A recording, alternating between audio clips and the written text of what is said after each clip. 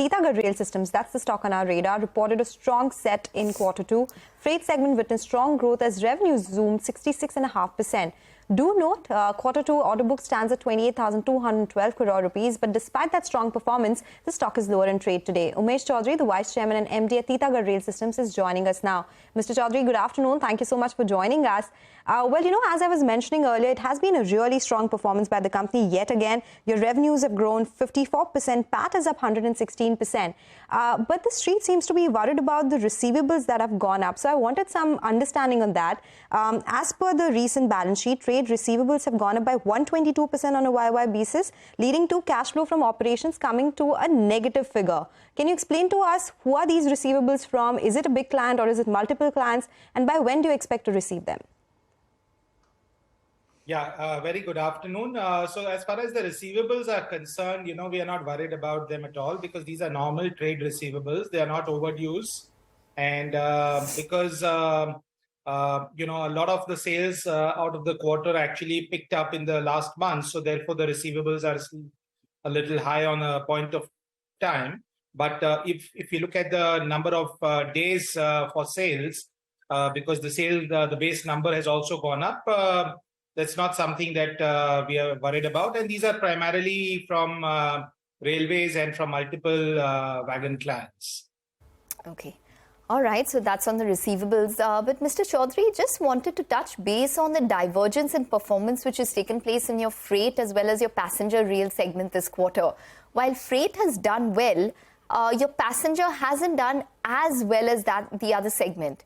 What's the reason for the divergence? And if you could give us a sense in terms of the order book for both of the segments. Sure. So as far as the passenger rail business is concerned, we got the first order from Pune Metro, which is under execution. Bulk of the order has already gotten completed. We have now delivered almost 60-70% of that order, and that production is slowing down. We will be picking up the production for the Bangalore Metro, which we've done with CRRC, and then next financial year, we'll take up the Surat and Ahmedabad Metro, and the following one, the Vande Bharat. So basically, in a contract of this nature, which is it was a startup business for us, the first contract was the Pune. So in our business plan itself, it was expected that the next 1 or 2 quarters, the revenue will take a little bit of a beating before it can really ramp up to a very high level or to the normal levels. If you look at the numbers in the last even four quarters or last 1.5 years, we've been doing on an average of about 3 to 4 cars a month. That's the revenue that we've been able to get. And the capacity that we are planning is to get to almost 20 cars in maybe another 1.5 years. And the total capacity that we intend to reach would be about 70 cars per month in the next 4 years. So the passenger rail system business is something that has a very strong runway ahead of it. Okay. So is there a margin difference between passenger and freight businesses? What does it mean for your target margins once this capacity also comes on stream in that 1.5 year period?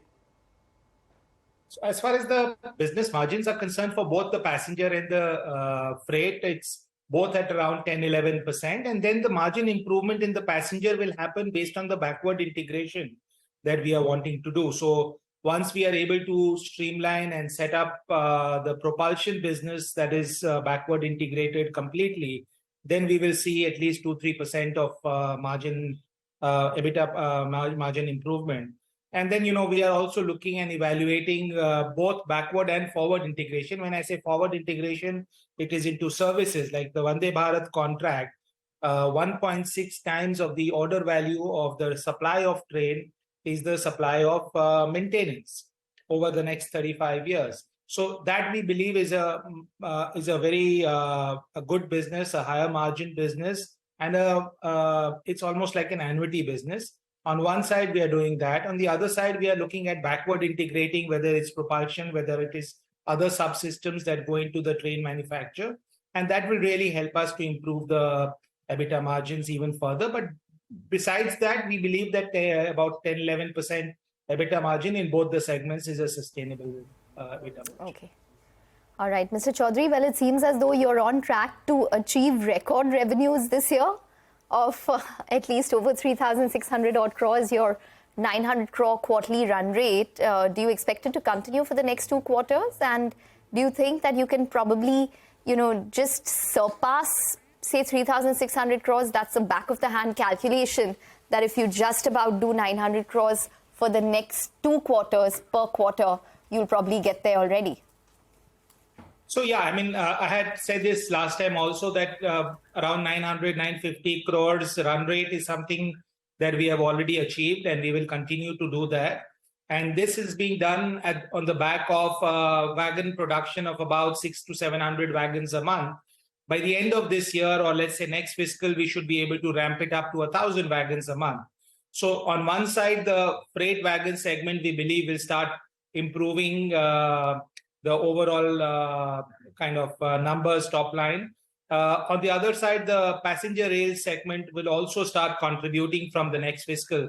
So while this year, as you said, the back of the envelope is 3,600, we of course are trying to do the best we can. But we really see that the growth coming in from the next fiscal in terms of both the freight and then the passenger is the one that takes off. Mr. Chowdhary, quickly, if you can tell us, the receivables, do you expect them to come down by the end of this year and cash flows to improve as well, to come back into the positive territory? So as far as our net working capital is concerned for the freight segment, we have always targeted to keep the net working capital at about 30 days, and for the passenger segment about 60 days. We are absolutely confident that we'll be able to maintain that. Okay, all right, that clarification helps. Thank you so much for joining us today and detailing Q2 numbers and talking about the outlook going forward as well. We'll slip into another break now. When we come back, we'll get you more on the markets and stock-specific action on the other side. Stay tuned for that.